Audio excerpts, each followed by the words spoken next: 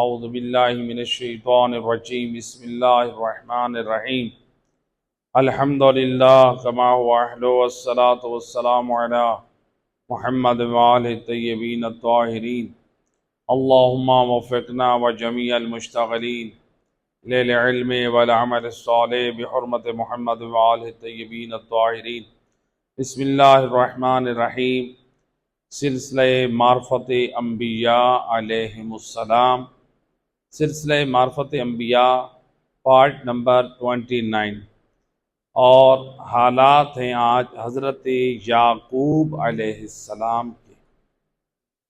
حضرت یعقوب علیہ السلام حضرت اسحاق نبی خدا کے فرزند ہیں، اور حضرت اسحاق حضرت ابراہیم علیہ السلام کے فرزند ہیں، اور حضرت یعقوب حضرت اسحاق کے فرزند ہیں، اور حضرت اسحاق جو تھے وہ بی بی سارہ کے بیٹے تھے، حضرت ابراہیم کے اور بی بی سارہ کے بیٹے، تو لہٰذا حضرت ابراہیم کی جو نسل حضرت اسماعیل سے اور حضرت اسحاق سے چلی، تو حضرت اسحاق سے حضرت یعقوب، تو حضرت یعقوب نبی خدا، یعنی جن کے دادا نبی حضرت ابراہیم علیہ السلام، تو حضرت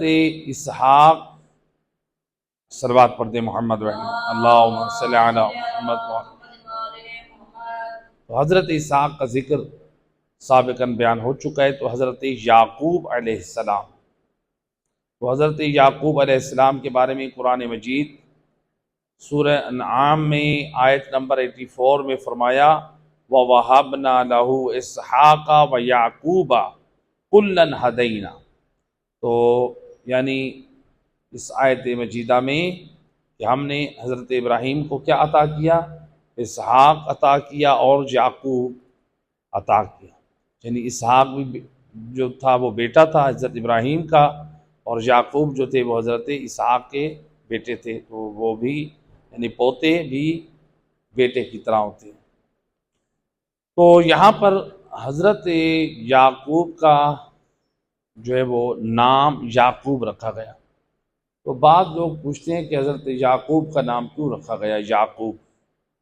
تو حضرت یعقوب جو تھے یہ جب پیدا ہوئے تو یہ جڑواں بھائی پیدا ہوئے، جیسا کہ سابقاً ذکر ہوا تھا حضرت اسحاق کے حالات میں کہ ان کے دو فرزند جڑواں ہوئے، جس میں ایک جو تھے پہلے جو بڑے تھے وہ تھے عیس، اور جو دوسرے تھے وہ تھے یعقوب علیہ السلام، تو یہ دونوں جڑواں بھائی پیدا ہوئے، ایک کا نام عیس اور دوسرے کا نام یعقوب، تو یعقوب عقب سے، یعنی جو بعد میں آئے اس کو عقب کہتے ہیں عربی میں، تو اسی سے یعنی آپ کو یعقوب کہا گیا۔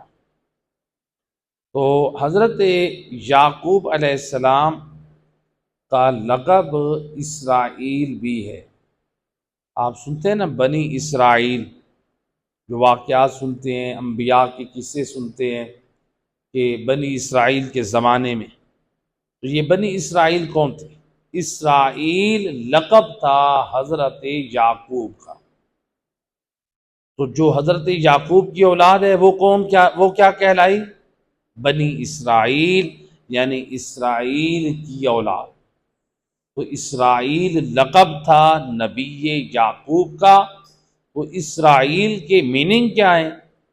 اسرائیل، اسرا کا مطلب ہے عبد، اور ایل کا مطلب ہے اللہ، اللہ کا بندہ، تو یعنی آپ عربک میں یوں کہیں عبداللہ، نام رکھتے نا عبداللہ، جیسے رسول خدا صلی اللہ علیہ وآلہ وسلم کو اللہم صلی اللہ وآلہ، ان کا نام عبداللہ تھا، اللہ کے بندے، لہٰذا اسی طرح سے اسرائیل یعنی اللہ کا بندہ۔ تو اس اسرائیل کے اگرچہ کئی وجوہات بیان کی گئی ہیں کہ اسرائیل یعنی آپ اللہ کی عبادت کرتے تھے، آپ بیت المقدس کی خدمت گزاری کرتے تھے، یعنی یہ بھی کہا گیا۔ اور اسی طرح سے یعنی یہ بھی کہا گیا کہ آپ جو ہے شمع جو ہے وہ جو بجھ جاتی تھی تو اس کو روشن کرتے تھے، یعنی خانہ خدا تو اگرچہ بیت المقدس تھا یا نہیں، اس میں انشاءاللہ یہ بحث ہے، انشاءاللہ یہ اپنے مقام پہ انشاءاللہ گفتگو ہوگی۔ تو بہرحال ایک قول کے مطابق تو وہ انشاءاللہ تفصیل ساری آپ کے حالات میں آ رہی ہے۔ تو یہ تھا اسرائیل کے معنی کے اعتبار سے۔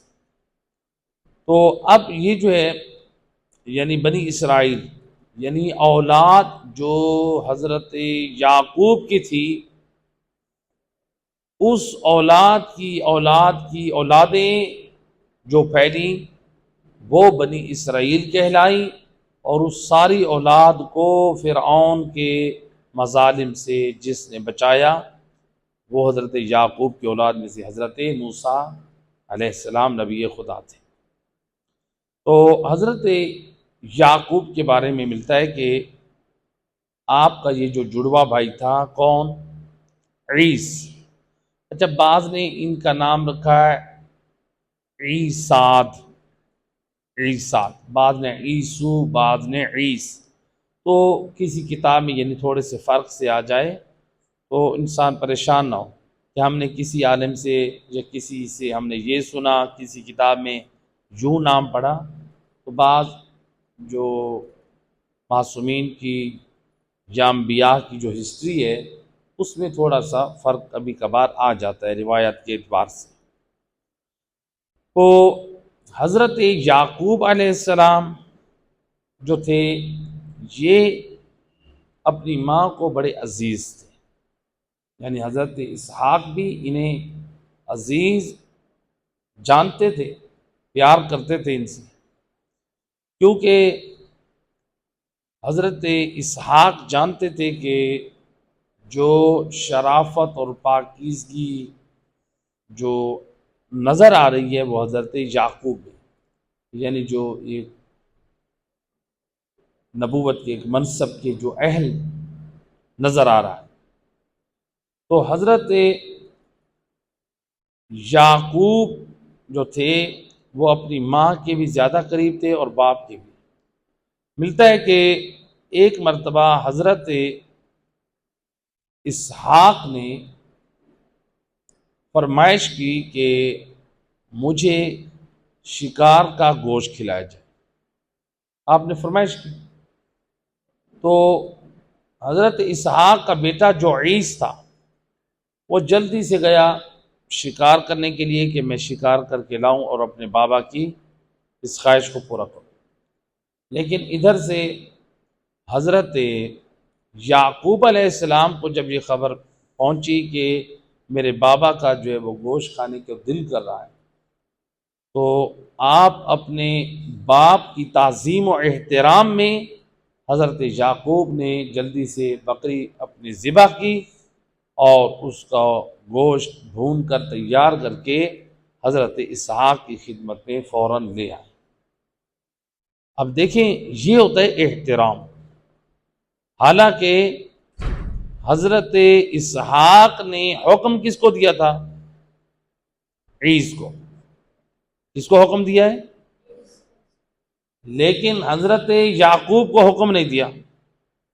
لیکن حضرت یعقوب اس بات کے باوجود کہ میرا بھائی شکار کے لیے گیا ہوا ہے، لیکن پھر بھی اپنے باپ کا احترام اور رسپیکٹ کہ میں اپنے بابا کی خواہش کو جلدی پورا کروں تاکہ میں خدا کی طرف سے اجر و ثواب حاصل کروں۔ ذرا دیکھیں ہمارے آج نوجوان، ہمارے بچے کس طرف جا رہے ہیں۔ یعنی ماں باپ اگر کام بتاتے ہیں تو ہم پہلے تو نافرمانی کرتے ہیں، بھاگ جاتے ہیں، یا ہم صاف انکار کر دیتے ہیں، ہم سے یہ نہیں ہوتا، آپ اس کو بتا دیں۔ لیکن حضرت یعقوب کو کام کا نہیں کہا جا رہا، حضرت یعقوب اپنا مال، اپنی ایک بکری ذبح کر کے قربان کریں، بتا رہے ہیں کہ دیکھو والد کی کیا عزت ہے، کیا عظمت ہے، اس کا کیا مقام ہے۔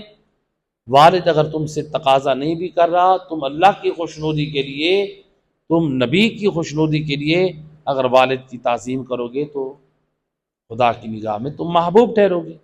تو حضرت یعقوب نے اپنے والد کی احترام اور تعظیم میں کیا کیا؟ بکری ذبح کر کے بھون کے لے آئے۔ اب حضرت اسحاق علیہ السلام نے جب دیکھا کہ میرا بیٹا اپنی بکری کو ذبح کر کے لے آئے، نبی خدا نے ہاتھوں کو اٹھایا اور آپ نے حضرت یعقوب کو دعا دی برکت کی اور کثرت اولاد کی، خیر اور برکت کی دعا دی۔ اتنے میں وہ عیس بھی پہنچ گیا۔ اس نے یہ دیکھا کہ حضرت اسحاق میرے بابا جو ہیں وہ حضرت یعقوب کو، میرے بھائی کو، میرے چھوٹے بھائی کو دعا دے رہے ہیں، تو اس سے یہ بات برداشت نہ ہوئی، تو اس نے کیا کیا؟ وہ حسد کی بیماری میں شکار ہو گیا۔ تو یعنی ان چیزوں پہ ہمیں بڑا کنٹرول ہونا چاہیے کہ دیکھیں نبیوں کی اولاد بھی حسد جیسے گناہ میں مبتلا ہوئی۔ حضرت حابیل کو جو قتل کیا قابیل نے، کیوں قتل کیا؟ یہی حسد تھا کہ میرے بھائی کی قربانی قبول ہو گئی، میری کیوں نہ ہوئی۔ عیس کے دل میں حسد پیدا کیوں ہوا کہ میرے باپ نے جو ہے وہ میرے بھائی کو دعائیں کیوں دی، مجھ سے پہلے اس نے بابا کی کیوں خدمت گزاری کر لی، حالانکہ نیکی کے ارادے سے نکلا تھا۔ وہ اگر اپنے باپ کی خدمت، حضرت اسحاق کی خدمت میں وہ شکار کا گوشت بھون کر پیش کرتا تو یقیناً اجر و ثواب پاتا، لیکن حسد کیا، اپنا عمل برباد کر بیٹھے۔ لہذا اس لیے روایت میں ملتا ہے ان الحسد لیاکل الایمان کما تاکل النار الحطب، حسد انسان کے ایمان کو ایسے کھاتا ہے جیسے آگ خشک لکڑی کو کھاتی ہے۔ ایک صلوات پڑھے محمد محمد وآل محمد وعجل فرج۔ تو لہٰذا حسد جو ہے انسان کے اعمال کو برباد کر دیتا ہے۔ اب یہ حسد کا شکار ہوا تو اس نے کیا کیا؟ عیس نے حضرت یعقوب کو اذیت دی، تکلیف دی، تو بہت زیادہ تکلیف پہنچائی، جس کی وجہ سے حضرت یعقوب اپنے بڑے بھائی عیس کی جو تھی تکلیف اور اس چیز کو یعنی ظلم کو، زیادتی کو حضرت اسحاق کے سامنے بیان کرنے لگے کہ بابا یہ اس طرح سے بھائی نے یعنی مجھے نقصان پہنچانے کی کوشش کی۔ وہ چاہتے تھے کہ باپ کے صرف گوشت گزار کر دیں، یہ ہوتا ہے بہترین طریقہ۔ یعنی دیکھیں حضرت یعقوب کس طرح ایک عظیم میسیج دے رہے ہیں جوانوں کو، بچوں کو۔ گھروں میں بھائی اگر آپ کے اوپر گرم ہوتے ہیں، آپ سے لڑتے ہیں، آپ سے ناراض ہوتے ہیں، آپ خود سے وہاں پر جو ہے وہ فائٹنگ کرنا شروع نہ کر دیں، اپنا مقابلہ شروع نہ کر دیں، اس میں تو اور فساد کھڑا ہو جائے گا۔ اگر بڑا بھائی مثلا آپ کو مار رہا ہے، گالم گلوچ دے رہا ہے، یقیناً وہ حرام کر رہا ہے۔ ان کو بھی اسلامی انداز سے چھوٹے بچوں کی، بھائیوں کی تربیت کرنی چاہیے، ادب سے گفتگو کرنی چاہیے۔ تو لہٰذا بڑے نے غلطی کی، چھوٹے نے بھی زبان چلا لی، غلطی دونوں سے ہو گئی۔ تو لہٰذا جب اولاد آپس میں اپنے مسئلے کو حل کرنے کی کوشش کرتی ہے تو پھر وہ کیا ہوتا ہے؟ بھائیوں کے درمیان نفرت اور حسد اور یہ بیماری پیدا ہو جاتی ہے۔ تو حضرت یعقوب نے کیا میسیج دیا ہے کہ جب بھائیوں میں لڑائی ہو تو اس کی خبر صرف گھر کے بزرگ کو دے، جیسے آپ نے اپنے والد کو دی، تاکہ میرے والد جو ہے اس کا رائے حل نکالے یا بھائی کو سمجھائیں گے تو یعنی جو بہترین حل ہوتا ہے۔ تو بہرحال چونکہ بہت زیادہ نقصان پہنچانے کی کوشش کی تھی، جب حضرت یعقوب نے اپنے بابا کو بھائی کی زیادتی سے آگاہ کیا تو حضرت اسحاق نے یہ فیصلہ کیا، آپ نے کہا کہ بیٹا یعقوب آپ اس طرح ہیں کہ آپ یہاں نہ رہیں، آپ یہاں سے ہجرت کر جائیں۔ کہ کون سی جگہ تھی؟ کنعان۔ شام کا یہ علاقہ تھا، اس زمانے میں فلسطین اور اردن کا کچھ حصہ شام کا حصہ کہلاتا تھا۔ تو شام میں جو کنعان بستی تھی، کنعان نام، وہاں پر یہ رہتے تھے۔ تو اب حضرت اسحاق نے اپنے فرزند حضرت یعقوب سے کہا کہ آپ یہاں سے ہجرت کر جائیں۔ یعنی دیکھیں، کبھی کبھار اگر انسان کی ذات کی حفاظت، انسان کی عصمت، عزت، ناموس، مال، جان کی حفاظت اس بات پہ موقوف ہو جائے کہ انسان ہجرت کرے، تو پھر ہجرت کر لینی چاہیے۔ یعنی ایک جگہ سے انسان دوسری جگہ موو کرے، تو لہٰذا انسان ایک محلے سے دوسرا محلہ بدل لے، ایک شہر سے دوسرا شہر چینج کر لے، ضرورت جب تقاضا کر رہی ہو، انسان کی جان، مال، ناموس کی حفاظت اسی پر موقوف ہو، تو پھر انسان کرنا چاہیے۔ تو لہٰذا اب حضرت یعقوب جو تھے وہ اپنے بابا کی نصیحت پہ توجہ کرنے لگے، چونکہ حضرت اسحاق بھی بزرگ ہو چکے ہیں، وہ بھی کافی کمزور ہیں، اور انہوں نے کہا بیٹا اب میری زندگی کے آخری ایام ہیں، مجھے ڈر ہے کہ میں جو ہے تمہاری یعنی حفاظت نہ کر سکوں، میرے بعد تمہارا بھائی وہ تم پر غالب آ جائے اور تمہارے اختیارات چھین لے۔ کیا مطلب؟ اشارہ تھا یعنی کہیں ایسا نہ ہو میرا بھائی تمہیں اپنا غلام بنا کر رکھے، تم غلاموں کی زندگی گزارو حسد کی وجہ سے۔ تو لہٰذا اب یہ ہے کہ تم جو ہے یہاں سے ہجرت کرو، موو کرو۔ کہاں جاؤں بابا؟ کہا کہ تم اس طرح کرو، عراق جاؤ۔ عراق کا وہ شہر جہاں پر حضرت ابراہیم کے رشتہ دار تھے، یعنی حضرت اسحاق کے بھی رشتہ دار رہتے تھے۔ تو حضرت اسحاق کی جس خاندان میں جو تھی وہ شادی ہوئی تھی، تو حضرت اسحاق نے کہا کہ جاؤ تم جو ہے عراق میں جاؤ، اور عراق کی بستی ہاران نامی بستی علاقے میں تم جاؤ، وہاں کا جو سردار ہے لابان جو رشتے میں حضرت یعقوب کا ماموں بھی تھا۔ تو حضرت اسحاق کہاں بھیج رہے ہیں؟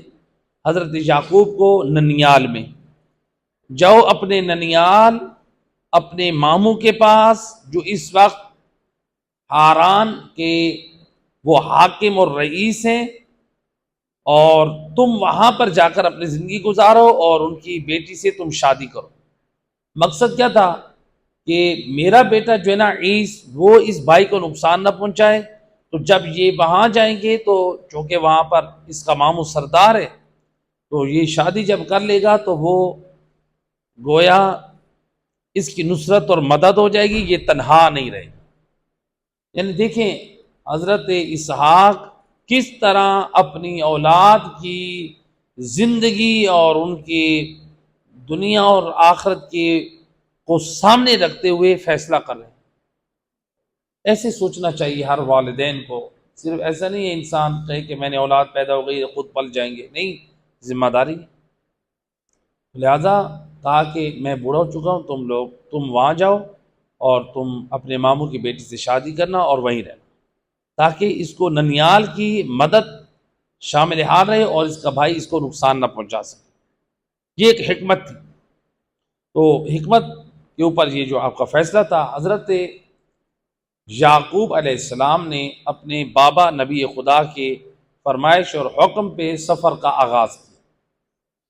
راستے میں جب آپ ایک جگہ پر پہنچے، یروشلم کے قریب ایک بستی تھی، وہاں پر آپ آرام کرنے کے لیے آپ نے سر رکھا تو ایک پتھر تھا، تو آپ نے جو ہے جب اٹھے تو آپ نے جب سوئے، حضرت یعقوب علیہ السلام جب اس مقام پر سوئے تو آپ نے خواب دیکھا۔ ابھی آپ کے والد نے جو آپ کو گائیڈ کیا تھا، صلوات پڑھیں محمد و اہل بیت، اللہم صلی علی محمد وعلی۔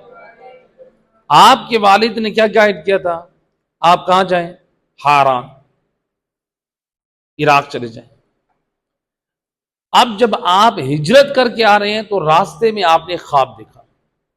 کیا خواب دیکھا؟ ایک نور کی سیڑھی ہے جس کا ایک زینہ، یعنی ایک سٹیپ جس کا سونے کا ہے اور ایک سٹیپ جس کا چاندی کا ہے، تو اتنا نورانی جو ہے وہ سیڑھی اور سونے اور چاندی کی بنی ہوئی، جس کے اوپر ایک فرشتہ بیٹھا ہے، اور وہ فرشتہ حضرت یعقوب سے عالم خواب میں گفتگو کرنے لگا، کہا کہ آپ جو ہیں ہاران میں چلے جائیں، اپنے ماموں کی بیٹی سے شادی کریں، تو اللہ سبحانہ وتعالی آپ کو بارش کے قطروں اور صحرا کے درختوں کے پتوں کی وسعت کے مطابق انشاءاللہ کثیر اولاد عطا کرے گا۔ تو اب حضرت یعقوب نے خواب دیکھا، ایک ادھر سے باپ کے حکم کی تعمیل کر رہے تھے، دوسرا خداوند متعال کی طرف سے بھی یہ حکم مل رہا ہے کہ میرا یہ اقدام اور یہ سفر یعنی صرف مرضی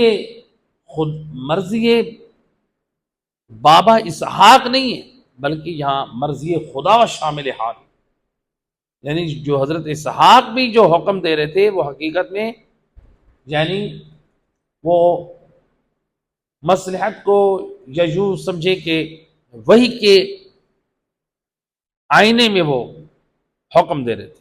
بہرحال حضرت یعقوب علیہ السلام جب خواب سے اٹھ بیٹھے تو اس وقت آپ نے منت مانی، اگر مجھے اللہ دوبارہ یہ واپس لے آیا خیر وعافیت سے، سلامتی سے اپنے وطن واپس آیا، تو میں اسی جگہ پر جہاں سویا ہوں، مجھے اتنا عظیم خواب آیا ہے، میں اس جگہ پہ عبادت خانہ بناؤں گا، میں اللہ کی عبادت کی جگہ بناؤں گا۔ حضرت یعقوب علیہ السلام یہاں سے رخصت ہوئے، اور ادھر سے جب یہاں سے یہ رخصت ہوئے، چونکہ شام سے عراق سواری کے ذریعے جا رہے، پرانا زمانہ ہے، گھوڑوں پہ جاتے تھے یا لوگ اونٹ کے ذریعے جاتے تھے، ادھر سے حضرت یعقوب کے ماموں جو تھے لابان، انہوں نے خواب دیکھا کہ ایک صلوات پڑھے محمد و اہل بیت جاتے،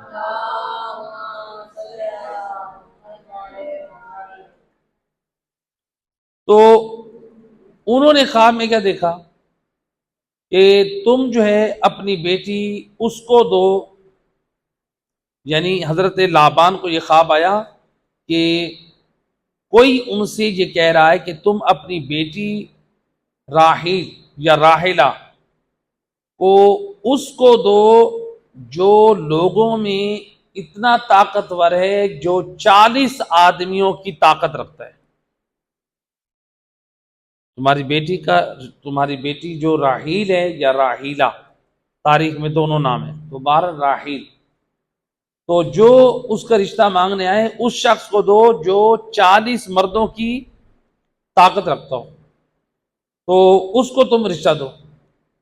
اب جب یہ خواب دیکھ کر حضرت یعقوب کے اس خواب اور اقدام کے بارے میں گویا ایک خواب ان کے ماموں نے بھی دیکھ لیا، یعنی خدا کی نصرت کس طرح شامل حال ہو رہی ہے۔ تو اب کچھ دن گزرے، حضرت یعقوب جب اپنے ماموں لابان کی طرف آئے تو ہاران نامی بستی یا شہر میں جب انٹر ہوئے تو شاہی محل کے قریب جو کنواں تھا اس کی طرف حضرت یعقوب آ رہے تھے، تو جو آپ کے ماموں لابان تھے انہوں نے دیکھا یہ ایک نوجوان، خوبصورت نوجوان جو بظاہر ایک طاقتور بھی نظر آ رہے، یہ کون ہے؟ دیکھا کہ وہ شخص کنویں کے قریب آیا اور وہاں سے ایک پتھر کو کنویں کے منہ سے ہٹا کے اور ڈول کے ذریعے سے حضرت یعقوب نے پورا حوض پانی سے بھر دیا۔ یہ منظر آپ کے ماموں لابان نے دیکھا کہ یہ وہ پتھر ہے جسے 40 آدمی ہٹاتے ہیں تو تب کنویں جو ہے وہ اوپر سے کھلتا ہے. تو لہٰذا یعنی اس قدر یہ طاقتور نوجوان کون ہے؟ گویا یہ جو میں نے خواب دیکھا تھا اس کی یہ تعبیر ظاہر ہو رہی ہے کہ اپنی بیٹی کا رشتہ اس کو دو جو 40 مردوں کی قوت رکھتا ہے. یہ جو بعض اوقات کہا جاتا ہے نا کہ 40 مردوں کی قوت رکھنا، تو وہ اشارہ اس بات کی طرف ہے. تو لہٰذا یعنی جس پتھر کو 40 افراد ہٹا سکتے تھے اس کو حضرت یعقوب نے تنہا ہٹایا. اب جو آپ کے ماموں قریب آئے، ان دونوں کے درمیان تعارف ہوا، استقبال کیا، بھانجے تھے. تو حضرت یعقوب شاہی دربار میں پہنچے، وہاں پر ان کی مہمان نوازی، عزت افزائی ہوئی. پھر اس کے بعد جو ہے حضرت یعقوب کو آپ کے ماموں نے تقریباً یعنی 100 بھیڑیں، کتنی؟ 100 بھیڑیں آپ کو بطور تحفہ دی. صلوات پڑھیں محمد و اہل بیت کا.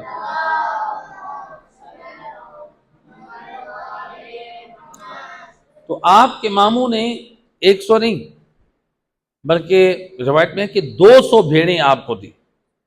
آپ کے ماموں نے کتنی بھیڑیں دی آپ کو؟ 200 بھیڑیں اور بکریاں، یعنی 100 بھیڑ اور 100 بکری، 200 بھیڑ اور بکریاں آپ کو بطور تحفہ دی.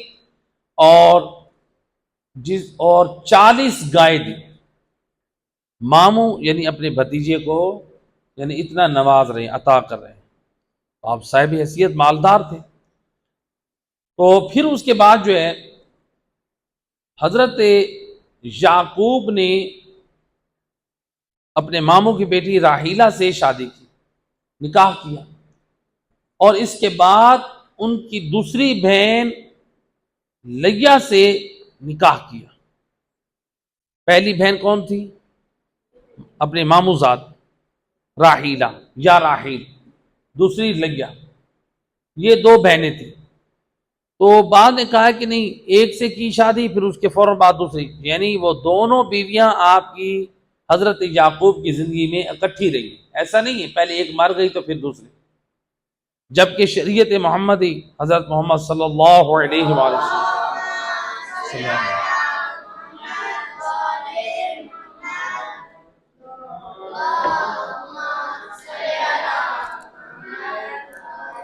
شریعت محمدی میں ایک وقت میں 2 بہنوں سے شادی نہیں کر سکتے. 2 بہنوں سے اکٹھی قرآن کی نص کے مطابق، معصومین کی روایات بھی ہیں اور قرآن کی آیت بھی ہے، ایک وقت میں 2 بہنیں زندہ ہوں اکٹھی 2 بہنوں سے شادی نہیں کر سکتے.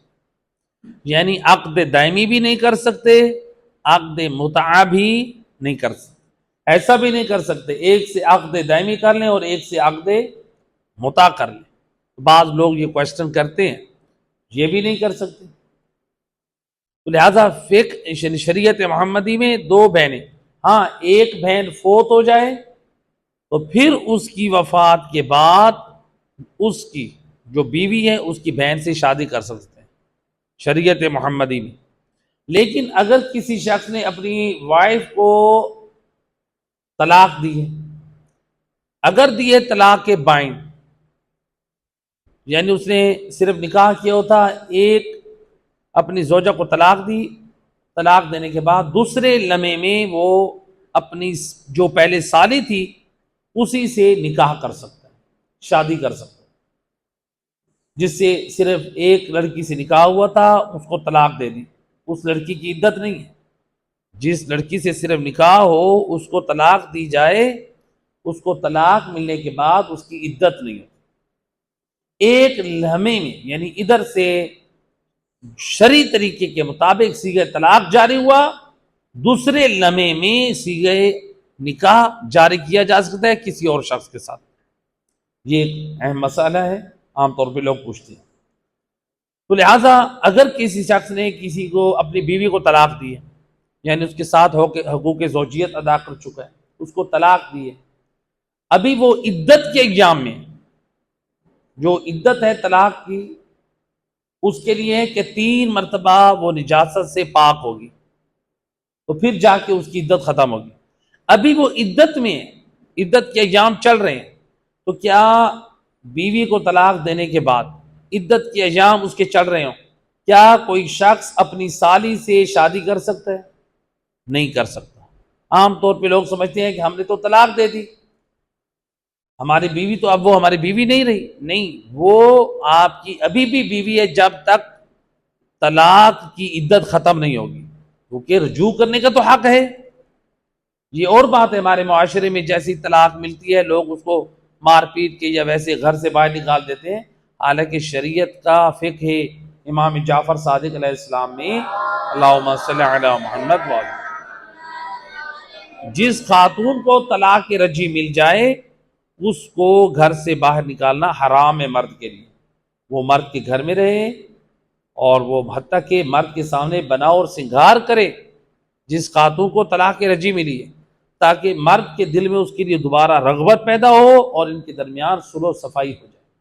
اسلام کے اصول اور قوانین کچھ ہیں اور ہم لوگ کیا کر رہے ہیں۔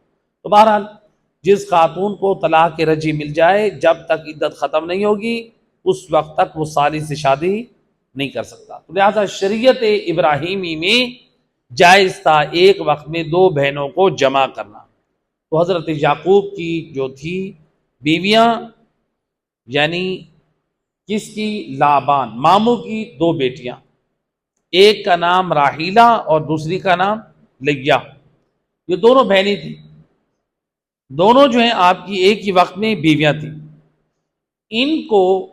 ان بیویوں کو حضرت یعقوب کی جو بیویاں تھیں ان کے سسر، ان کے ماموں لابان نے ایک ایک کنیز گفٹ کی۔ اب وہ جو کنیز ہوتی ہے وہ خاتون کی، پرانے زمانے میں جو کنیزیں اور جو غلام ہوتے تھے وہ جس کی ملکیت ہو وہ اس کا مالک ہوتا ہے۔ انہوں نے حضرت یعقوب کی بیویوں نے وہ جو کنیزیں تھیں وہ حضرت یعقوب کو گفٹ کر دی، بخش دی۔ تو یہ جو کنیز ہوتی ہے اگر کسی کو بخش دی جائے یا کوئی کنیز کو خرید لے، اب تو کنیز کا زمانہ نہیں ہے، غلام اور کنیزوں کا زمانہ ختم ہو گیا، تو جو کنیز بازار سے خرید کر لاتا یا کوئی کسی کو کنیز بخش دیتا، تحفہ دے دیتا، تو اس کنیز سے نکاح کی ضرورت نہیں ہوتی تھی۔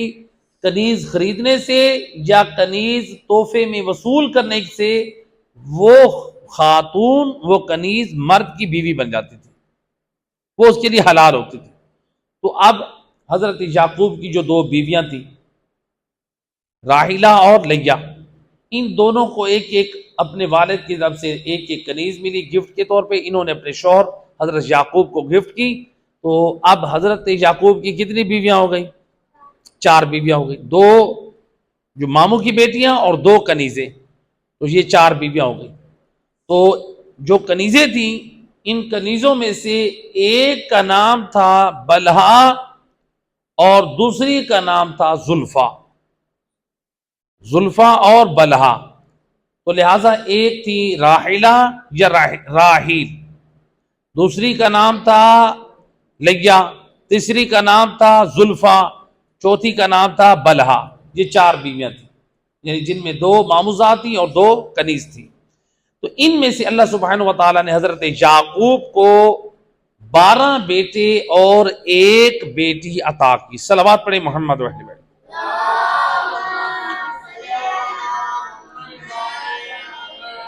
12 بیٹے اور 1 بیٹی۔ 12 بیٹے کون سے تھے؟ 12 بیٹے، پہلا بیٹا جس کا نام تھا روابین، دوسرا بیٹا جس کا نام تھا شمعون، تیسرا بیٹا جس کا نام تھا لاوی۔ یہ حضرت یوسف پر زیادہ مہربان تھا۔ اور نمبر 4 یہودا، یہ یہودی جو یہود ہیں وہ اسی یہودا کی نسل سے ہیں، اگرچہ مسلکاً یہودی حضرت موسیٰ کے پیروکار ہیں، لیکن جو یہودی ہیں وہ اسی یہودا کی نسل سے چلے تھے۔ اور نمبر 5 یساکر، یا اسی کا نام ہے بشجر، تو یہ ہے پانچواں نام، یعنی بسجر یا شاکر، بعض کتابوں میں بسجر ہے، بعض کتابوں میں یہ شاکر ہے۔ نمبر 6 زابولون، نمبر 7 حضرت یوسف علیہ السلام، نمبر 8 بنیامین جو حضرت یوسف کے چھوٹے بھائی تھے، نمبر 9 دان، نمبر 10 تفتالی، اور نمبر 11 جاد، اور نمبر 12 عاشیر۔ یہ 12 بیٹے تھے اور ایک بیٹی تھی۔ تو اب ان 12 بچوں کی ولادت کہاں ہوئی؟ 11 بیٹوں کی ولادت ہوئی عراق میں۔ کہاں پہ ہوئی؟ جہاں ماموں کے گھر میں رہتے تھے، وہاں پر توحید خدا، دین خدا کی تبلیغ بھی کرتے رہے، وہاں پر آپ کے بیٹے ہوئے کتنے؟ 11۔ اور پھر جب حضرت یعقوب حکم خدا سے ہجرت کر کے یہاں سے جانے لگے، کہاں سے؟ عراق سے، ہاران سے۔ جب ہجرت کر کے یہاں سے جانے لگے تو آپ کے ماموں اور مخلص جو توحید پرست تھے انہوں نے روکنے کی کوشش کی، لیکن آپ نے کہا کہ میں حکم خدا کا پابند ہوں، تو آپ لوگوں کے اصرار پہ نہ رکے بلکہ حکم خدا کی پابندی کی۔ تو خدا کی محبت، یہ لوگوں کی محبت میں یہ نہیں ہوتا کہ ہم کہیں کہ لوگوں کی محبت میں خدا کی نافرمانی کر دیں۔ لوگ ہوتے نا آج ہمارے ہاں دوستوں کی محبت میں خدا کی نافرمانی کرتے ہیں، لڑکی کی محبت میں خدا کی نافرمانی کرتے ہیں۔ حضرت یعقوب بتا رہے ہیں لوگوں کی محبت میں خدا کی نافرمانی نہ کرو۔ حکم خدا ہے کہ مجھے یہاں سے دوبارہ کنعان جانا ہے، تو بس حکم خدا۔ اب میں نے اپنے سسرالیوں کی، لوگوں کی محبت کو نہیں دیکھنا، ان کا احترام اپنی جگہ پر ہے، لیکن حکم خدا اپنی جگہ پر ہے۔ صلوات پڑھے محمد رحمہ۔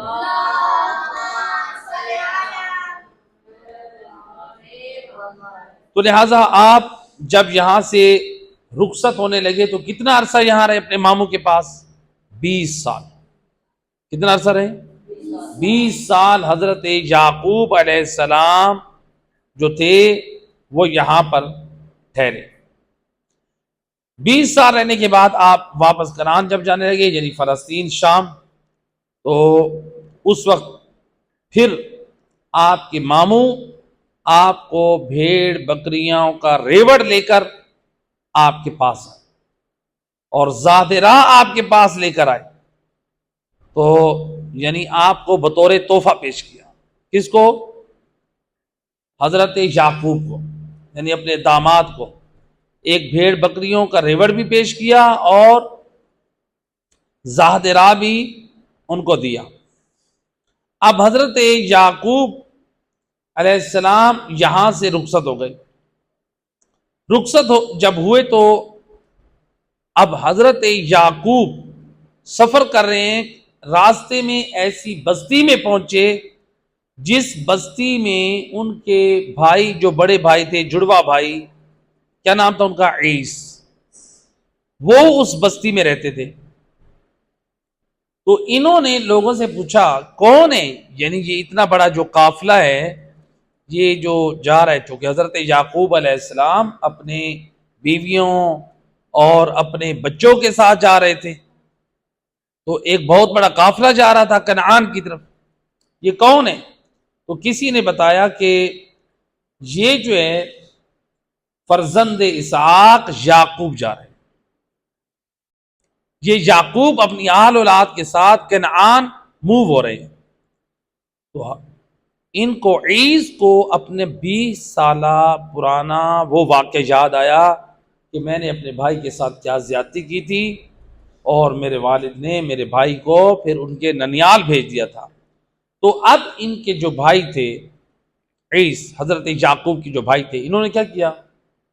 انہوں نے اپنی غلطی پہ نادم پشیمان ہوئے، یہ اپنے قبیلے کے 400 افراد کو لے کر یہ حضرت یعقوب کی طرف چل پڑے۔ ادھر سے حضرت یعقوب کو خبر ملی کہ آپ کے بڑے بھائی جو ہے نا آپ سے ملنے آ رہے ہیں، تو حضرت یعقوب کو بھی وہ 20 سال پہلے والا واقعہ وہ یاد آ گیا، تو جس میں آپ یعنی خوف زدہ بھی ہوئے، جس کی وجہ سے، اپنے بھائی کی وجہ سے آپ کو اپنے والدین کو چھوڑ کر ننیال جانا پڑا۔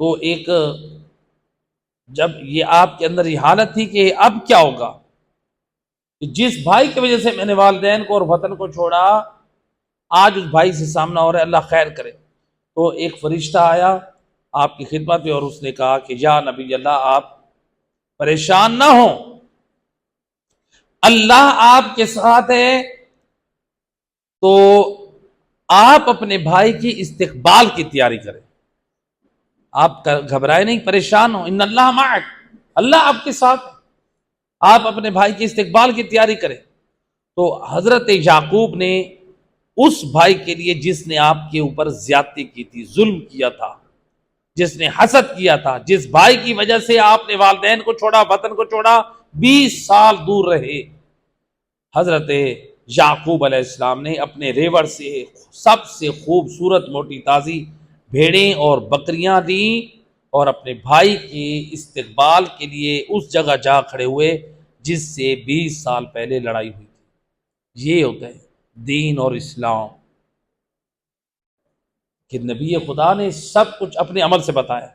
اسلام دین اگر ہے، اسلام ہے، تو آپ معاف کریں، اس لیے سید رسول فرماتے ہیں اچھے اخلاق کی علامت یہ ہے وَاعْفُوا مَنْ ظَلَمَكَ، جو آپ پر ظلم کرتے ہیں اس کو معاف کر دیں، وَاعْطِ مَنْ حَرَمَكَ، جو آپ کو عطا کرنے سے محروم رکھے آپ اس کو عطا کریں، سِلْ مَنْ قَطَعَكَ، جو آپ سے قطع رحمی کرتا ہے، قطع تعلق ہی کرتا ہے رشتہ داروں کے، آپ اسے صلہ رحمی کریں۔ یہ اچھے اخلاق میں صلوات پڑھیں محمد و اہل بیت۔ اب حضرت یعقوب علیہ السلام نے جو ہے وہ استقبال کر رہے ہیں اپنے بھائی کا، آپ کے بھائی عیس بھی آئے، دونوں بھائی ملے، آپ دونوں گلے ملے اور ایک دوسرے کے دونوں بھائیوں نے بوسہ دیا، تو گویا نفرتیں ختم ہو گئیں اور ایک بہترین مثال محبت کی قائم کی۔ تو حضرت یعقوب علیہ السلام کچھ دن اپنے اس بھائی کے پاس اس بستی میں ٹھہرے اور اس کے بعد یہاں سے حضرت یعقوب علیہ السلام رخصت ہوئے۔ تو پھر حضرت یعقوب علیہ السلام راستے میں وہ راستہ تلاش کر رہے تھے کہ وہ بستی کہاں ہے جہاں پر میں نے خواب دیکھا تھا، جہاں پر مجھے نور کی سیڑھی تھی، جس کے سونے اور چاندی کے سٹیپ تھے اور جس کے اوپر ایک فرشتہ بیٹھا ہوا تھا، وہ کہاں ہے؟ تلاش کرتے کرتے آپ یروشلم نامی بستی کے قریب پہنچے، وہاں پر خیمے نصب کیے گئے، اپنی اولاد کو اکٹھا کر کے کہا کہ میں ایک پتھر تھا، آؤ اس کی تلاش کریں۔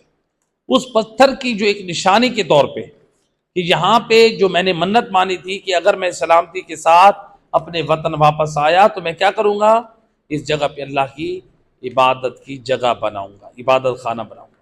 تو اب وہ واپسی آ رہے ہیں، منت پوری ہو گئی ہے، تو حضرت یعقوب علیہ السلام کو وہ منت بھی یاد ہے، تو آپ نے اپنی اولاد کی مدد سے وہ پتھر تلاش کرنے کی کوشش کی، خدا کی مدد شامل حال ہوئی، پتھر مل گیا اور وہاں پہ جو ہے معلوم ہوا کہ وہ کسی شخص کی ہے۔ تو وہ کس کی تھی؟ وہ ایک جو تھا مالک، اس شخص کا نام معلوم کیا تو پتہ چلا کہ جس شخص کے اس کا نام ہے شخیم بن جمور، شخیم بن جمور شخص کی یہ زمین ہے۔ تو حضرت یعقوب نے اس شخص کو بلایا اور 100 بھیڑ، جو آپ ریوڑ بھی ساتھ آپ کے ساتھ تھا کافی سارا، تو آپ نے 100 بھیڑ کے عوض میں وہ زمین خریدی۔ ایک قول کے مطابق آپ نے کیا کی، ایک قول کے مطابق وہ آپ نے زمین خریدی اور وہاں پر آپ نے عبادت گاہ کو تعمیر کیا، یعنی اللہ کی عبادت کی۔ تو ایک قول کے مطابق یہ جو عبادت گاہ تھی نا، جو عبادت کے لیے جگہ تیار کی، تو بعد میں البتہ اگرچہ جو مشہور قول یہ ہے کہ مشہور نہیں ہے، یعنی ایک قول کے مطابق یہ وہی جگہ ہے جو آج بیت المقدس جس جگہ پر قائم ہے، یعنی اس کی عبادت گاہ کی تعمیر اور بنیاد رکھنے والے کون؟ حضرت اسحاق، حضرت یعقوب علیہ السلام۔ تو یعنی ایک قول کے مطابق، اگرچہ جو مشہور ہے وہ یہ ہے کہ بیت المقدس کی جو بنیاد تھی یا اس کا پورا واقعہ وہ جو تھا کیا ہے، حضرت سلمان بن داؤد کی طرف منسوب ہے۔ تو بہرحال جو ہے دونوں قول موجود ہے۔ تو حضرت اسحاق نے، حضرت یعقوب نے وہاں پر عبادت خانہ بنایا اور آپ کچھ دن وہاں پر رہنے جب آپ رہے تو جو آپ کے ساتھ قافلے میں آپ کی زوجہ بی بی راحیل بھی تھی، تو اس وقت وہ پریگننٹ تھی، یعنی حضرت یوسف کی ماں۔ تو ان کے ہاں بی بی راحیل کو دوسرے بچے کی ولادت ہوئی جن کا نام تھا بنیامین۔ ان کی ولادت ہوئی اور ولادت کے بعد حضرت یوسف کی ماں کا انتقال ہو گیا۔ پھر اسی جگہ پہ جو ہے حضرت یعقوب نے بی بی راحیل کو جو ہے وہ اسلامی جو تھے طور و طریقوں کے مطابق آپ نے غسل و کفن کے ساتھ جو ہے ان کو دفن کر دیا۔ تو ان کی قبر وہاں پہ آج بھی موجود ہے، اور وہاں پہ ان کی قبر پہ پتھر نصب کیا تو آج بھی وہ قبر ان کی موجود ہے۔ تو لہٰذا بنیامین کس کے بھائی ہیں؟ حضرت یوسف علیہ السلام کے۔ تو یہ بی بی راحیل سے، یعنی دو بھائی تھے صرف۔ تو حضرت یعقوب علیہ السلام جو تھے یہ کنعان واپس آ گئے، جو آپ کے والد کا اور آپ کے دادا حضرت ابراہیم کا جو مسکن تھا، تو وہاں پہ آپ آ کر آپ نے رہائش رکھی۔ اور حضرت یعقوب علیہ السلام محنت کش، مشقت کرنے والے، کھیتی باڑی کرنے والے، اور آپ کیا کرتے تھے اپنے بچوں کو، لوگوں کو جو ہے وہ توحید خدا کی دعوت دیتے اور سنت ابراہیمی کی طرف دعوت دیتے۔ تو اس طرح سے جو آپ کی آل اولاد تھی وہ کیا کرتی تھی؟ محنت کش تھی۔ زیادہ تر جو محنت تھی وہ تھی بھیڑ اور بکریاں چرا کر جو اسے منفعت اور فائدہ حاصل ہوتا، اسے وہ اپنی زندگی کی ضروریات کو پورا کرتے۔ تو حضرت یعقوب علیہ السلام کنعان میں، یعنی شام کی ایک بستی تھی، وہاں پہ آپ ایک خدا پرست عبد صالح مشہور تھے۔ تو حضرت یعقوب ضرورت مند لوگوں کی مدد کرتے تھے، اور ملتے ہیں کہ آپ اس قدر سخی تھے، مہمان نواز تھے، آپ کے گھر میں دسترخوان ہر وقت بچھا رہتا تھا۔ مہمان آ رہے ہیں اور غریب لوگ آپ کے دسترخوان سے ہر وقت کھانا کھاتے رہتے۔ حضرت یعقوب ہر روز ایک گوسفند، یعنی ایک بکری یا ایک دمبا ذبح کرتے ہر روز، جسے کچھ مقدار مستحقین، فقراء، غریبوں میں صدقہ کرتے، جو باقی حصہ ہوتا حضرت یعقوب علیہ السلام اپنی بیوی بچوں کے ساتھ کھاتے۔ یعنی یہ بھی ہمیں بہترین ایک نمونہ ملا حضرت یعقوب کی زندگی سے۔ سب کچھ دنیا والوں پہ بھی نہ لٹا دو، سب کچھ اپنے اوپر اور اپنی اولاد پہ بھی قربان نہ کر دو، بلکہ جہاں پر آپ دوسروں کو یاد کرو، لوگوں کو یاد کرو، غریب غرباء کو، تو اپنی اولاد کو بھی لوگوں کا محتاج نہ بناؤ، بیوی بچوں کا بھی خیال رکھو۔ جہاں پر بیوی بچوں کا خیال کرو، ان کو عطا کرو، تو وہاں پر غریب لوگوں کو فراموش نہ کرو۔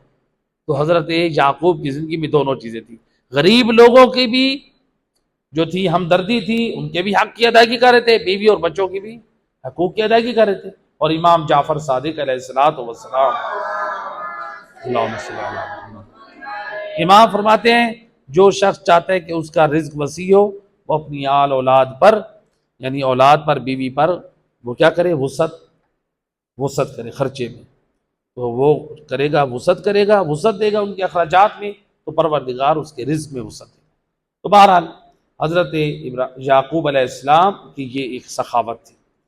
تو آپ کی اس سخاوت کے ہوتے ہوئے حضرت یعقوب سے ایک مرتبہ ترک اولا ہو گیا۔ ترک اولا کوئی حرام نہیں ہے، گناہ نہیں ہے، انسان کو دین سے خارج نہیں کرتا، یعنی اس کام کا ترک کرنا بہتر تھا، یعنی نبی کی شان کے لائق نہیں ہے وہ کام انجام دے، لیکن وہ کام حرام نہیں ہے۔ تو روایت ہے حضرت ابو حمزہ الصومالی، یہ صحابی امام زین العابدین علیہ السلام، اللہم صلی علی محمد، یہ کہتے ہیں کہ ایک دن صبح کے دن صبح کو روز جمعہ میں نے صبح کی نماز مسجد نبوی میں اپنے چوتھے امام زین العابدین علیہ السلام کے ساتھ ادا کی۔ مل کے صلوات پڑھیں محمد واحد بھائی۔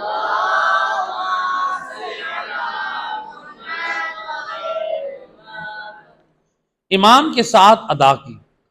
امام علیہ الصلوۃ والسلام نماز کے بعد تعقیبات میں مشغول ہوئے۔ اس کے بعد جب امام فارغ ہوئے تو امام علیہ السلام اپنے دولت خانے کی طرف تشریف لائے، تو میں بھی امام علیہ السلام کے ساتھ چل پڑا۔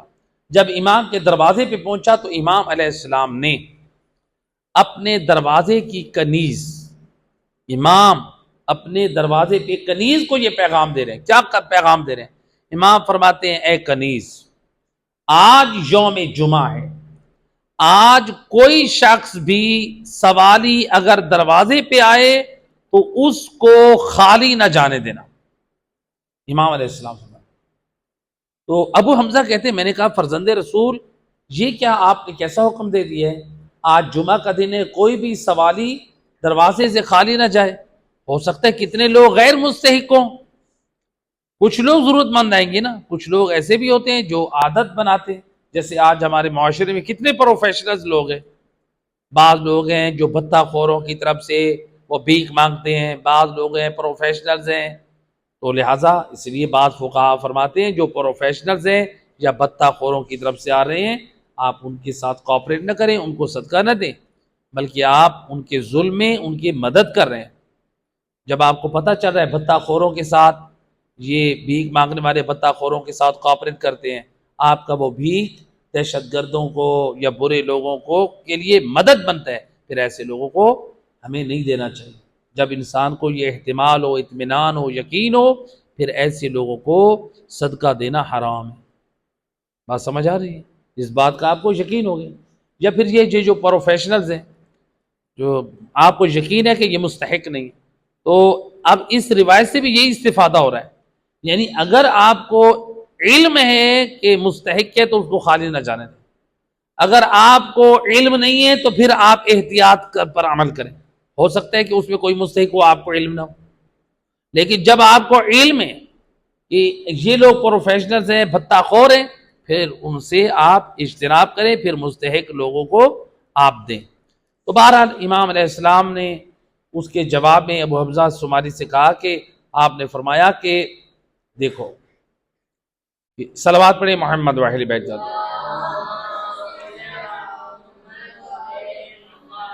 جب انہوں نے کہا نا کہ مولا کہ آپ نے جو فرمایا کہ آج کے دن کوئی بھی خالی نہ جائے، ہو سکتا ہے کتنے لوگ مستحق نہ ہو، یعنی بعض جو ہے سواری مستحق ہو اور بعض نہ ہو، تو امام علیہ السلام فرماتے ہیں کہ یعنی میں اللہ سے ڈرتا ہوں، میں اس بات سے ڈرتا ہوں کہ ایسا نہ ہو کہ کوئی مستحق میرے دروازے سے خالی چلا جائے، اور جو مصیبتیں حضرت یعقوب اور ان کی اولاد پہ نازل ہوئی تھی مصیبتیں، وہ مصیبتیں ہمارے اوپر بھی نازل ہوں۔ تو اس وقت اب یہ بھی حیران ہوئے حضرت حمزہ جو تھے امام کے صحابی جو تھے۔ صلوات پڑھیں محمد و اہل بیت۔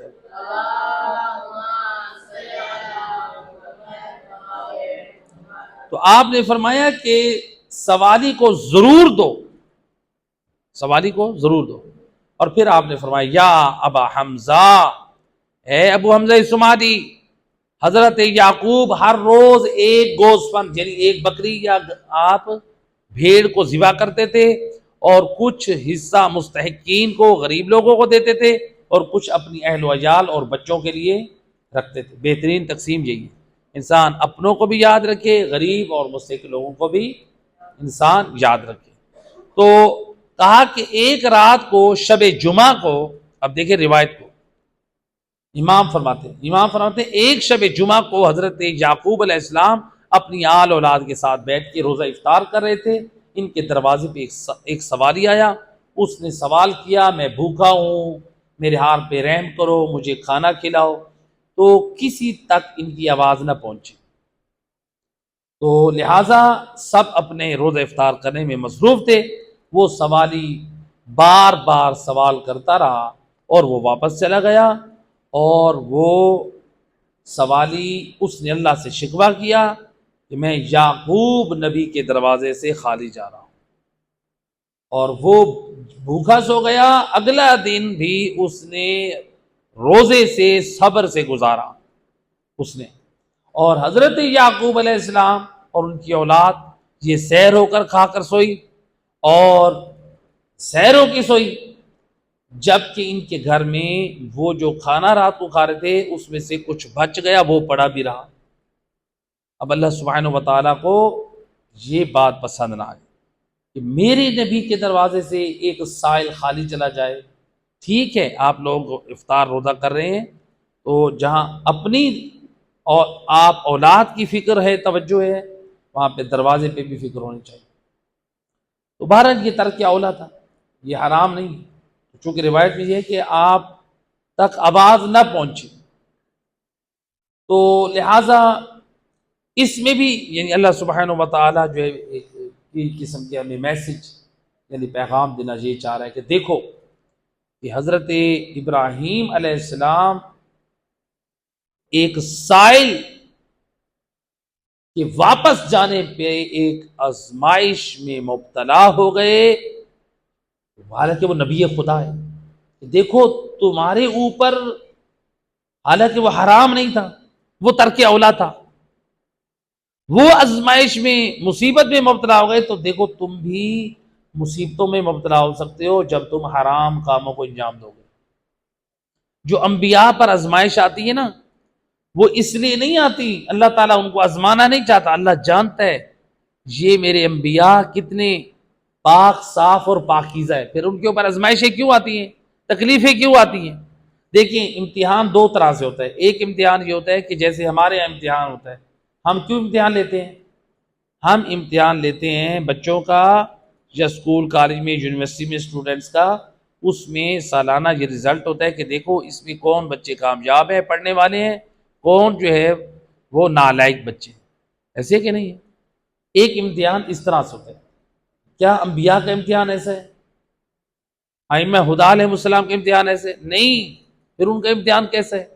ان کا امتحان لوگوں کو بتانا ہے، دیکھو جن چھوٹی چھوٹی مصیبتوں پہ تم لوگ ناشکرے ہو جاتے ہو، دیکھو یہ انبیاء اللہ کی خوشنودی کی خاطر کس طرح صبر و استقامت کے ساتھ بڑی بڑی مصیبتوں کو برداشت کرتے۔ دیکھو میں نے اس لیے ان کو ہادیان برحق نہیں بنایا، ان کو میں نے جو منصب نبوت دیا ہے یا منصب امامت عطا کیا ہے، ان کے اندر یہ کیا کمال اور کیا اہلیت اور پاکیزگی اور طہارت ہے۔ تو لہٰذا ہمارا امتحان اور طرح سے ہے، انبیاء کا امتحان چیک کرنا نہیں ہے، بلکہ لوگوں کو بتانا ہے کہ دیکھو میں نے ان افراد کو جو نبوت و امامت کا جو منصب دیا ہے، وہ ان کے اندر یہ اس قدر باکمال ہیں، اس قدر باشرافت ہیں، اس قدر یہ پاکیزہ نفوس کے مالک ہیں۔ صلوات پڑھے محمد اللہم صلی اللہ۔ تو اس چیز کو سامنے رکھو۔ دوبارہ اب حضرت یعقوب علیہ السلام کو وہی ہوئی، جب ادھر سے یعنی ایک بہت بڑا ترک اولا ہو گیا، ایک سائل نے اللہ کی بارگاہ میں بھی شکوہ کر لیا، اور حضرت یعقوب کے گھر میں کھانا بھی تھا، وہ بیچارہ بھوکا رہ گیا۔ تو ادھر سے پروردگار نے وہی کی، اے یعقوب یعنی میرے یعنی تمہیں معلوم نہیں ہے مصیبتیں میرے دوستوں پر جلدی نازل ہوتی ہیں، اور میرے دوستوں پر میرا لطف و احسان وہ بھی جلدی نازل ہوتے ہیں۔ تو کیا یعنی تمہارا یہ جو ترک اولا ہے یعنی یہ ناپسندیدہ ہے، یعنی یہ تمہاری شان کے لائق نہیں تھا۔ یعنی جہاں تم پہلے اتنی سخاوت کرتے ہو، اتنا مہمان نواز ہو، اتنا قدردان ہو، لوگوں کے حقوق ادا کرتے ہو، پھر ایک مومن سے کیوں غافل ہو گئے؟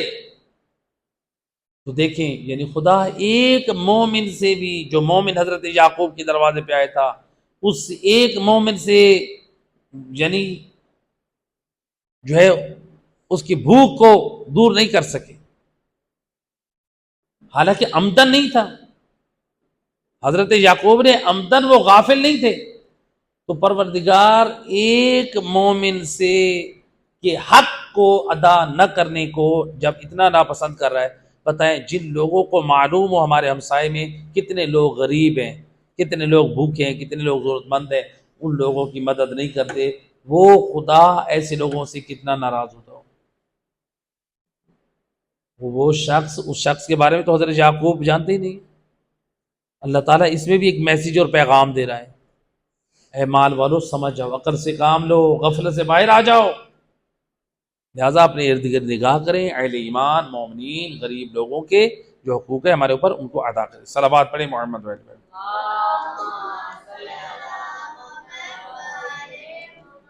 تو بہرحال اب حضرت یعقوب کو کہا کہ آپ آزمائش کے لیے تیار ہو جائیں۔ تو حضرت یعقوب پہ کون سی آزمائش آئی؟ ملتا ہے کہ جب حضرت یعقوب نے یہ رات کو سیر ہو کر سوئے نا، تو ادھر سے یہ بھوکا گیا، یہ شخص ادھر سے حضرت یعقوب کو یہ خبر ملی کہ آپ وہی ہوئی، آپ آزمائش کے لیے تیار ہو جائیں۔ تو پھر اس کے چند دن بعد آپ کی اولاد میں اختلاف پیدا ہوا، جس کے نتیجے میں حضرت یوسف علیہ السلام کیا ہوئے؟ حضرت یوسف علیہ السلام اپنے والد سے جدا ہو کے کہاں چلے گئے؟ آپ مصر چلے گئے۔ تو یہ ایک آزمائش شروع ہو گئی اولاد کے لیے بھی، حضرت یعقوب کے لیے، یعنی ایک دروازے کا سوالی خالی گیا اور کتنی بڑی آزمائش بن گئی۔ تو یہ آزمائش، یہ بھی ہم نہ کہیں کہ الیاس بن یہ گناہ تھا، پھر وہی بات، یعنی انبیاء کی جو آزمائش ہوتی ہے وہ ہمیں دکھانا ہوتی ہے، اصل میں پھر اس کے پیچھے کئی اہداف اور مقاصد ہوتے ہیں۔ اللہ سبحانہ و تعالی ایک تو اس آزمائش کے ذریعے سے حضرت یعقوب کا صبر و استقامت دکھانا چاہ رہا ہے، وہ خدا کے ناشکرے نہیں بنے۔ دوسرا، حضرت یوسف کی جدائی جو تھی اس کے ادھر بھی کوئی حکمتیں جو پوشیدہ تھی، وہ کب ظاہر ہوئی؟ وہ تب ظاہر ہوئی جب آپ نے جا کے مصر میں دین ابراہیمی کی ترویج کی، خدا واحد کی تبلیغ کی اور بت پرستی کی مذمت کی۔ وہاں پر آپ نے جو گورنمنٹ سطح پہ جو اعلان ہوا وہ کون سا دین قبول کیا گیا؟ خدا پرستی کا، خدا واحد کا، یعنی کچھ حکمتیں ہوتی ہیں جو تقاضا کر رہی ہوتی ہیں، تو ہم ایسے خدا کے فیصلوں پہ اعتراض کر دیتے ہیں۔ صلوات پڑھیں محمد وحید بھائی۔ تو بہرحال ملتا ہے کہ حضرت یعقوب علیہ السلام جو تھے 130 سال کے تھے جب آپ کنعان میں تھے۔ پھر حضرت یوسف علیہ السلام سے جب ملاقات، جب حضرت یوسف علیہ السلام بڑے ہوئے، سلطنت آئی، تو پھر آپ کے بھائی جب آئے کہاں پر؟ کنعان واپس، تو حضرت یوسف کے بھائی آئے کس کو؟ حضرت یعقوب کو لینے کے لیے۔ تو حضرت یعقوب نے مصر میں جا کے مزید 17 سال گزارے۔ تو اس طرح آپ کی ٹوٹل عمر کتنی ہوئی؟ 147، 147 تو ایئرز کے آپ ہوئے تو آپ کی وفات ہوئی۔ تو لیکن وفات سے پہلے حضرت یعقوب نے 2 وصیتیں کی تھی۔ ایک وصیت یہ کی تھی کہ اپنے بچوں کو بلایا تھا، بچوں خدا واحد کی پرستش کو نہ چھوڑنا۔ تو پوچھا تھا کس کی عبادت کرو گے؟ انہوں نے کہا آپ کے بابا اسحاق کی اور آپ کے دادا ابراہیم کے خدا کی، یعنی آپ کے بابا اسحاق اور ابراہیم کے خدا کی عبادت کریں گے۔ تو حضرت یعقوب یعنی اپنی اولاد کے دین، ایمان، توحید، ایمان کی سلامتی میں اس قدر فکر مند تھے۔ آج ہم لوگ اولاد کی، دنیا کی فکر کرتے ہیں، آخرت کی، ایمان کی، اسلام کی فکر نہیں کرتے۔ دوسری وصیت آپ نے یہ کی تھی کہ میری وفات کے بعد مجھے تابوت میں ڈال کے مجھے میرے باپ دادا کے ساتھ مجھے وہاں دفن کیا جائے، کنعان میں، یعنی جہاں آپ کا تھا۔ تو پھر حضرت یوسف علیہ السلام نے آپ کی وفات کے بعد آپ کو تابوت میں جو ہے آپ کی میت کو روانہ کیا اور وہاں پہ آپ کے جہاں باپ اور دادا، آپ کی والدہ، یہ جو تھے خاندان کے افراد دفن تھے، آپ کو اس قبرستان میں دفن کیا گیا۔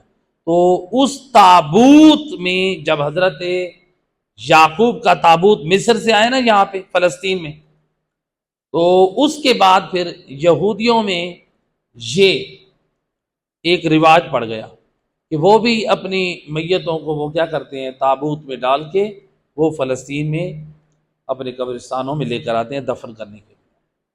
تو یہ تھا حضرت یعقوب علیہ السلام کے جو حالات تھے کہ آپ کی ولادت جو ہے وہ کب ہوئی، یعنی کہاں ہوئی، حضرت یعقوب اور حضرت یعقوب علیہ السلام کی اولادیں کتنی تھیں۔